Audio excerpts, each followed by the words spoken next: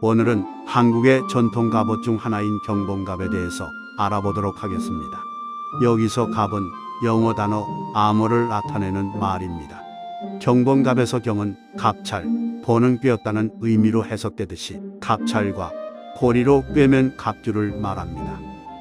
경봉갑옷에 갑찰이 활용된다는 점에서는 두종갑옷과 맥이 통하지만 두종갑옷과의 결정적인 차이는 갑찰이 표면적으로 드러나느냐에 대한 여부로 볼 수 있습니다. 두종갑옷의 경우 갑찰을 겉감의 속으로 들여서 못으로 박아놓은 반면 경봉갑옷은 갑찰이 표면에 직접적으로 드러나게끔 새로 만든 고리를 여러 개를 이어 만든 줄과 서로 꿰어놓은 형태입니다.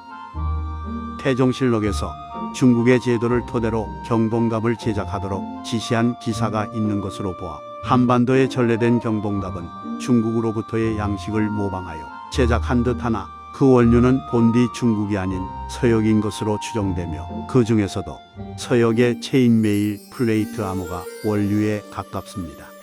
태종실록 제28권 11월 기사를 살펴보면 다음과 같은 원문을 찾아볼 수 있습니다.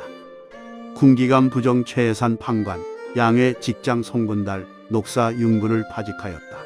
처음에 최해산에게 명하여 중국의 경봉갑을 감독하여 만들어서 장차 각도로 나누어 보내도록 하였는데 최해산이 스스로 감독하여 만들지 않았기 때문이었다. 봉감에서 일찍이 두두미갑 8부와 별철갑 3부를 월과로 하였으나 이를 중지하도록 명하고 세자갑 3부를 만들도록 명하였다. 또 병조에 명하였다.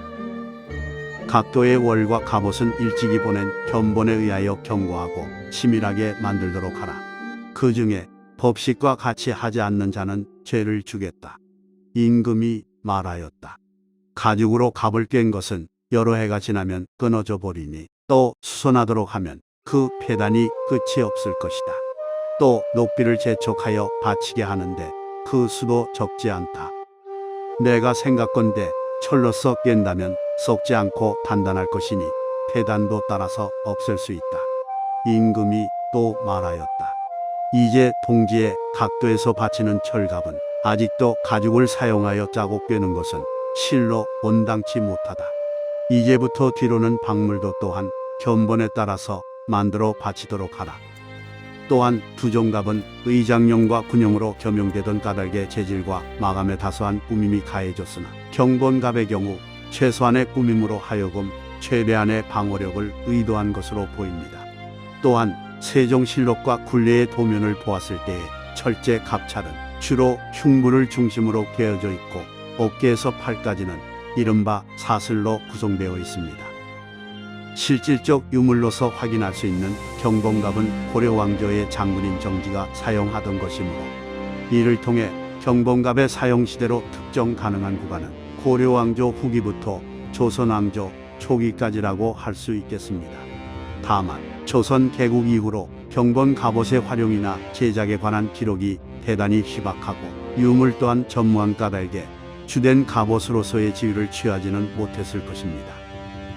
경봉갑의 구성은 철찰, 철안, 꽃무늬 비단으로 되어 있습니다. 비단의 무늬나 재질은 상황에 따라 차이가 있었을 것입니다.